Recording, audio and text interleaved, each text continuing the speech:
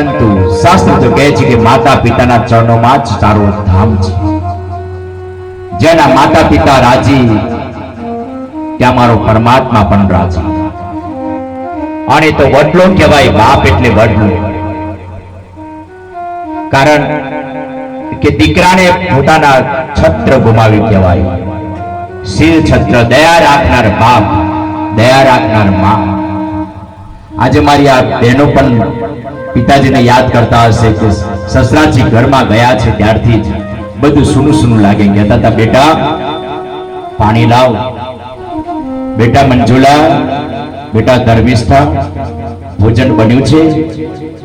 અને એ કેનાર હવે વયા ગયા છે. આજે એની યાદ સતાવે છે. આજે દીકરાને પણ, બેટા ઘણું મોડું થયું, ક્યાં હતો, 10 વાગી ગયા.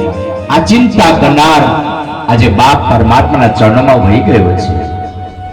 અને એ બાપની આજે ખોટ પડી છે. આ દીકરાઓને, ભાઈ શ્રી મહેશભાઈ, ધીરજભાઈ, આજે જીતને પણ દાદાની ખોટ પડી હતી. કહેતા હતા, બેટા જીત ક્યાં ગયો હતો, બેટા અભ્યાસમાં કેમ હાલે છે? આ પૂછનાર આજે દાદા પરમાત્માના ચરણોમાં વયા ગયા. કારણ કે જેને બાપની ખોટ પડે ને એ દીકરાઓને ખબર પડે. ચારે દિશાના ભાઈ એટલે એને વડલો કીધો છે બાપને, છત્ર છાયા કીધી છે બાપને. આવો